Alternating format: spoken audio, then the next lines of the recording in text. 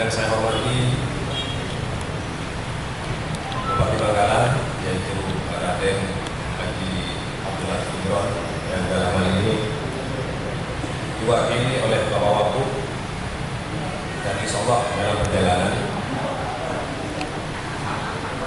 Yang saya hormati dan saya banggakan Bapak Kapolres Bangkalan yang diwakili oleh Ibu Anjar selaku Wakapolres Kabupaten Bangkalan yang baru. Semoga betah Kabupaten Bangkalan dan mudah-mudahan bisa mewarnai Kota Bangkalan ke depan. Yang saya banggakan dan saya hormati Kakanda Syafruddin Asmoro, di mana beliau adalah pejuang yang kami kirim ke DPRI pusat. Yang terhormat Bapak Tejo, perwakilan dari Bapak Dandim Bangkalan. Yang kami hormati Bapak Subiyo, Kepala Dinas Kesehatan Kabupaten Bangkalan. Alhamdulillah, alhamdulillah atas segala nikmat dan rahmat juga hidayahnya pada kita semua, sehingga di pagi hari menjelang siang ini kita masih bisa berkumpul dengan keadaan sehat walafiat. Salawat beserta salam semoga tetap tercurahkan kepada junjungan kita bersama, yaitu Nabi Muhammad SAW. Adapun acara diskusi ini kami selenggarakan dengan niat ingin menyelesaikan beberapa persoalan di Kabupaten Bangkalan, khususnya di pedesaan. Kebetulan keluarga besar Pemuda Madura Bersatu ini lahir di pelosok desa yang waktu itu sosok panutan kami Bapak Anisullah Muhammad Ridho sebagai Kapolres Kabupaten Bangkalan, sebagai panutan kami yang mendukung kegiatan-kegiatan kami di bidang sosial. Dan dalam waktu sangat singkat beliau pindah tugas ke Blitar, dan tentunya kami sangat merasa kehilangan semenjak kepergian beliau. Belakangan ini kami mengamati bahwa di Kabupaten Bangkalan ini kita krisis panutan.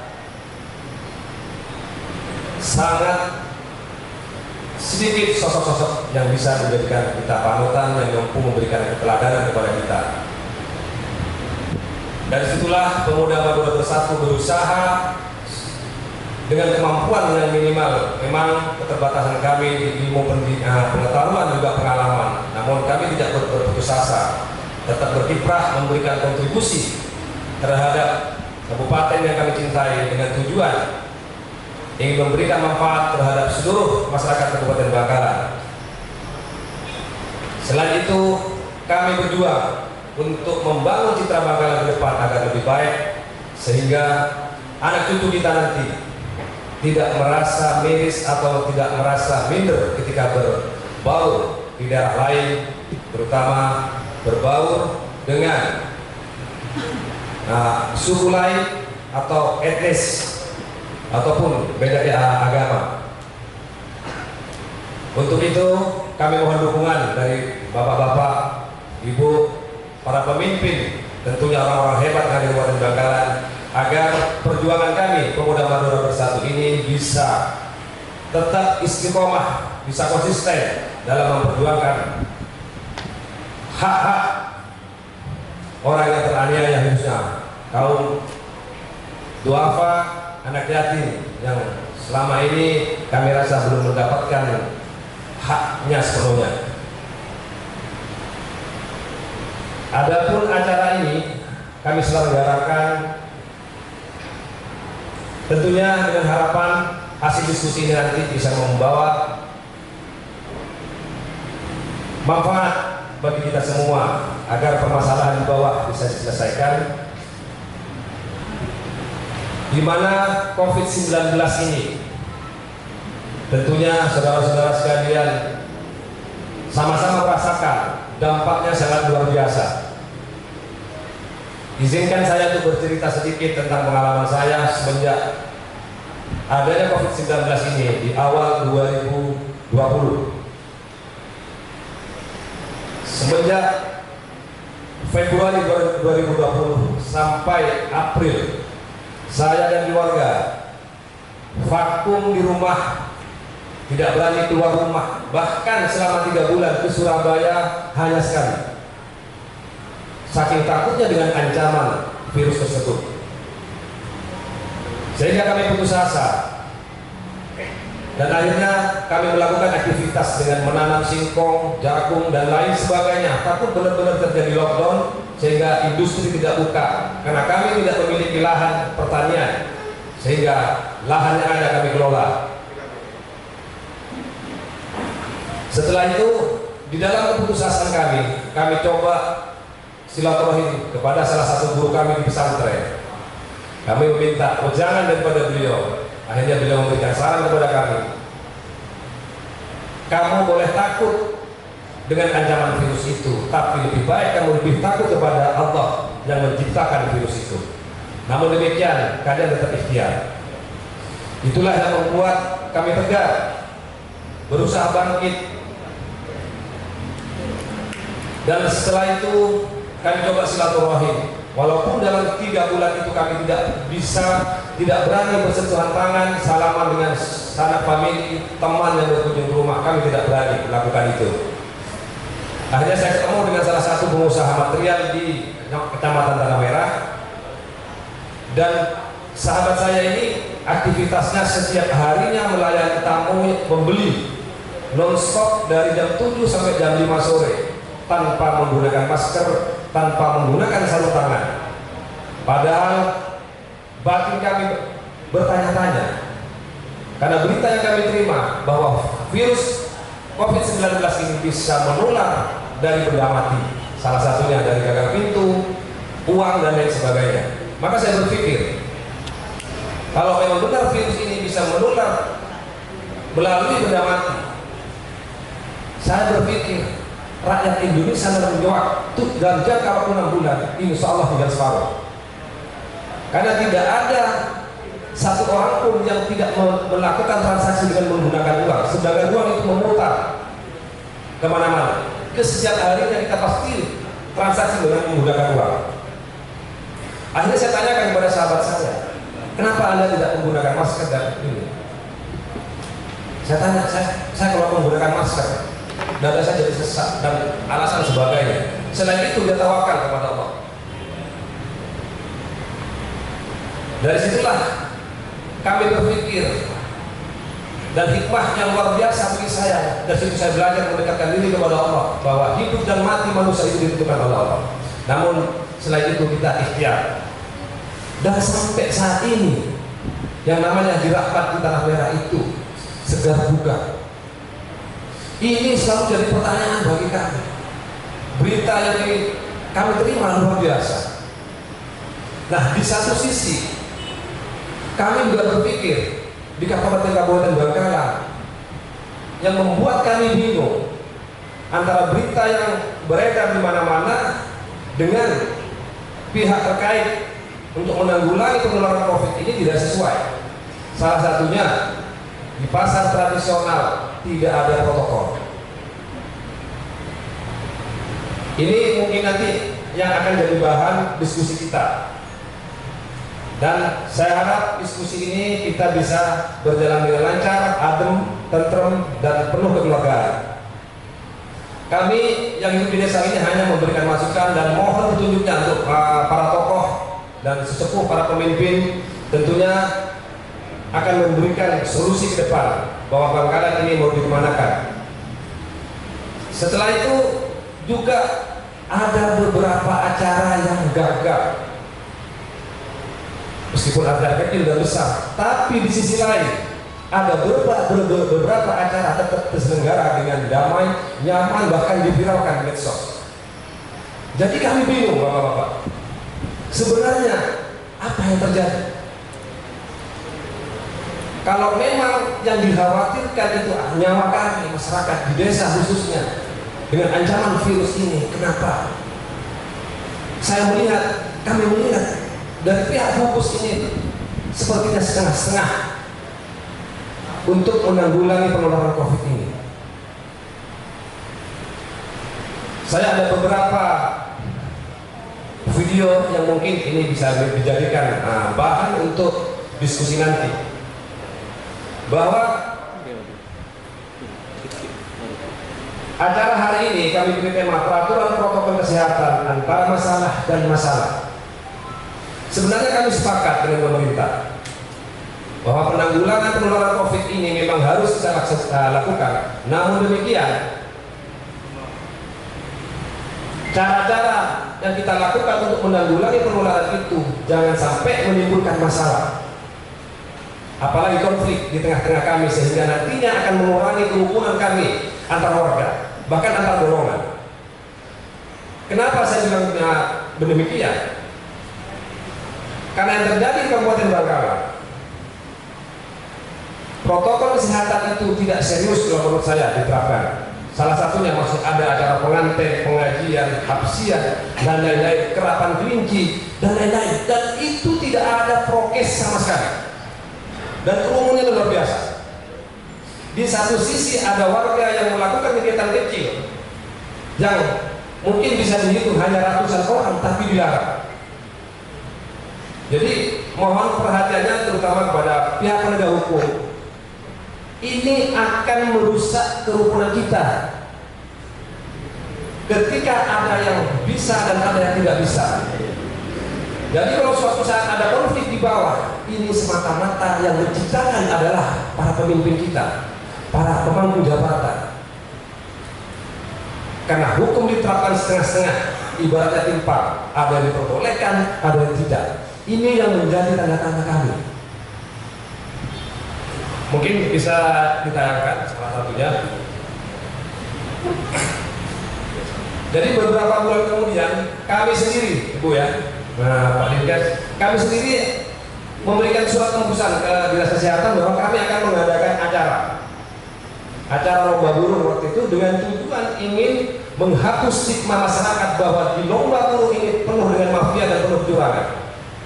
Dan kami memberikan motivasi kepada pelomba burung bahwa tujuan kita melomba burung itu bukan kompetisi, tapi membangun persaudaraan. Dan videonya saya kirim juga ke Pak Bupati waktu itu. Dan dengan media burung ini kita ingin menarik wisatawan yang akan datang ke Madura sesuai program Kabupaten Bangkalan ingin membangun destinasi wisata di Kabupaten Bangkalan. Maka dengan demikian kami menanamkan karakter terhadap teman-teman juri terutama. Kebetulan saya di dunia burung dipercaya oleh teman-teman sebagai penasihat di Jawa Timur, dan di dunia kuda kami dipercaya untuk menjadi komisi pacu se-Madura. Namun demikian kami selalu menahan diri. Tidak pernah ada aktivitas pacuan kuda di Madura karena kami menghargai pemimpin kami, para penegak hukum dengan himbauannya. Hingga detik ini, dalam jangka 1 tahun ini tidak pernah ada pacuan kuda di sini. Namun betapa kecewanya kan, sementara kami berusaha patuh dengan hukum, tapi di sisi lain orang lain bebas seakan-akan yang memiliki Bangkalan mereka. Yang kami tahu Bangkalan ini milik kita bersama. Gimana sepakat? Bangkalan ini kita milik kita. Tidak ada yang tentang hukum dan tidak boleh ada yang diistimewakan. Maka harapan kami di depan kepada pemangku jabatan, perlakukan kami sebagaimana mestinya, perlakukan kami sama dengan yang lain. Jangan bedakan kami karena materi, ilmu, pangkat dan jabatan. Kami mempunyai hak untuk diperlakukan sama. Jadi ke depan saya mohon maaf kalau memang undang-undang prokes ini mau ditegakkan, kita tegakkan jangan sampai timpang. Sebab kalau timpang nanti akan ada konflik di bawah. Ada yang merasa sakiti, ada yang merasa puas. Kalau memang mau dibiarkan, saya harap penegak hukum, pihak gugus dan pemerintah Kabupaten Bangkalan memberikan kami fasilitas, memberikan kami gambaran. Boleh Anda mengadakan acara dengan satu syarat, misalnya harus jaga jarak, harus menggunakan masker, tidak boleh ada kerumunan dan lain-lain. Dan selama ini dari pihak gugus, saya belum pernah melihat bahwa ada sosialisasi, memberikan edukasi betapa pentingnya menjaga protokol kesehatan dan betapa ngerinya ancaman COVID-19, termasuk di desa saya. Kami belum pernah. Untuk itu kami berharap dari pihak gugus dan instansi terkait agar lebih proaktif di depan. Dan masyarakat ini sudah 1 tahun Pak tidak bisa ngapa-ngapain dengan tekanan ekonomi dan lain-lain. Mungkin kalau para bapak kena mendapatkan gaji dari pemerintah tidak ada masalah di segi finansial, tapi kami di desa luar biasa, kami juga butuh hiburan sebenarnya. Jadi tolong memutar sebagian. Nah, lomba burung di tempat saya itu akhirnya kami gagalkan karena ada peringatan dari pihak kepolisian bahwa harus digagalkan karena takut terjadi kerumunan, bahkan takut ada orang dari luar kota. Nah, perbandingan kami adalah kalau memang yang dikhawatirkan itu ada pengunjung dari luar kota, kenapa? Seperti Bebek Sinjai misalnya, itu orang dari luar kota rata-rata, kenapa ini dibiarkan? Terus kegiatan-kegiatan lain yang mencakup ribuan massa yang datang tanpa prokes itu juga dibiarkan. Sedangkan kami berusaha untuk memenuhi aturan pemerintah, undang-undang prokes dengan memberikan standar. Coba dibuka tempat lomba burung. Saya buka dari ini dulu Pak ya. Nah, di tempat kami ini Bu ya, Bapak-bapak, jadi dari depan. Ini kami sediakan pintu masuk. Selain peserta burung itu tidak boleh masuk. Setiap peserta hanya boleh masuk 2 orang. Nah, ini ada pintu masuk pertama, di situ tiket. Dan mereka yang ingin mendaftarkan diri hanya bisa masuk 1 orang dengan mengikuti antrian. Dan tidak berkepentingan tidak boleh masuk. Setelah itu begitu acara mau dimulai, 2 orang boleh masuk. Dengan catatan setelah lolos dari pemeriksaan di luar, hanya 2 orang setiap peserta. Masuk ke belakang dan masuk ke pintu kedua. Pintu kedua ini ada petugas lagi yang menjaga, memeriksa tiket peserta perlombaan peserta. Hanya 2 orang boleh masuk. Dan penonton 1 pun tidak boleh masuk ke dalam pagar ini. Maka bagi orang yang ingin menonton perlombaan itu harus memiliki burung dan ikut perlombaan. Nah, setelah masuk ke dalam, kami siapkan tribun Pak.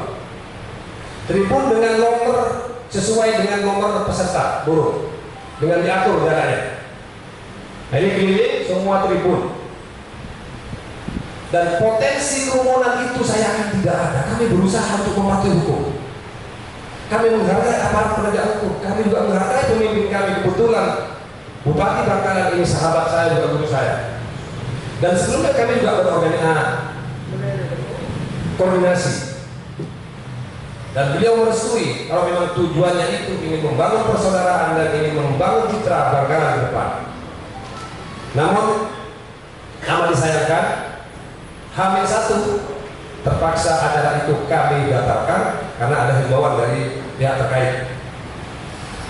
Segala upaya kami sudah lakukan, termasuk minta tolong tim gugus turunkan di sini. Dari pihak kepolisian juga tolong cek lokasi saya. Apa yang kurang? Masker sudah kami siapkan. Kebetulan waktu itu Bapak Kepala Dinas memberikan kami bantuan masker. Juga Kepala Puskesmas sudah kami berikan. Terima kasih Pak. Namun demikian dari pihak terkait tidak ada 1 petugas pun yang datang memberikan masukan ke kami. Apakah tempat kami ini sudah memenuhi standar protokol kesehatan apa tidak? Sampai detik ini belum ada konfirmasi.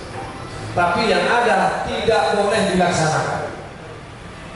Nah, pertanyaan kami, apakah ini sosok pengayom kepada kami masyarakat di desa? Namun demikian kami tidak melakukan protes. Tapi besar harapan kami agar hukum di Bangkalan ini tidak pincang. Karena keadilan itu harus tegak lurus. Nah, setelah beberapa hari kemudian kami mendapat kiriman video, ternyata ada kegiatan lomba kelinci. Kalau dibuka di Desa Campor, pas tanggal berapa ini? Kami sebenarnya tidak keberatan dengan itu, tapi dengan adanya kerumunan seperti ini, di manakah petugas gugus? Kalau memang para pemimpin kita ini sangat mengkhawatirkan dan memperhatikan keselamatan kami, jadi pertanyaan bagi kami, yang dikhawatirkan itu apa sebenarnya? Kalau memang nyawa kami yang jadi perhatian, kenapa harus ada pembiaran seperti ini dan tidak ada petugas gugus satupun yang hadir di situ, entah hanya memberikan satu masker? Pertanyaan kami, apakah gugus itu sudah tidak punya anggaran? Terus yang lain. Terus ada lagi video itu katanya kegiatan agama yang ada kerumunan luar biasa di Kecamatan 10. Begitu kami konfirmasi kepada pihak kepolisian, jawabannya adalah karena itu kegiatan agama. Akhirnya kami yang bodoh ini menanyakan kepada beliau, salah satu petugas, apakah dengan terjadinya kerumunan itu karena kegiatan agama, mungkinkah corona takut dengan kegiatan itu? Kalau memang ada kerumunan di situ, ada kegiatan agama, corona itu bisa takut. Kami dalam waktu dekat akan menyelenggarakan kegiatan agama yang sebesar-besarnya.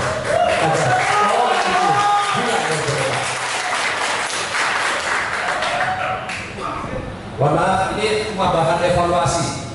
Semoga agar ke depan pemerintah Kabupaten Bangkalan tidak kehilangan wibawanya, agar penegak hukum di Kabupaten Bangkalan juga tidak kehilangan kepercayaan dari masyarakat. Amin, sangat kami sayangkan.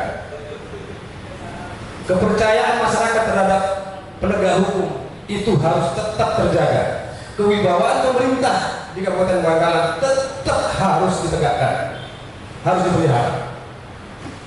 Namun dengan kejadian seperti ini, apakah bisa ketika di tengah-tengah kami tidak ada sosok keteladanan yang memberikan contoh, bukan hanya dengan kata-kata tapi melalui perbuatan dan tindakan? Belum lagi di pasar, mohon maaf ini ngomong Pak Dinkes ada di sini, cuma amat disayangkan dari pihak Bapak Bupati belum bisa hadir, dan Pak Mohni mungkin masih di perjalanan. Yang amat disayangkan lagi, ada kerumunan yang luar biasa di pasar-pasar tradisional dan tidak ada petugas satupun di sana yang memberikan himbauan bahwa jaga protokol kesehatan dan memberi alat-alat kadarnya, misalnya kayak masker, alat cuci tangan, karena COVID-19 ini sangat berbahaya.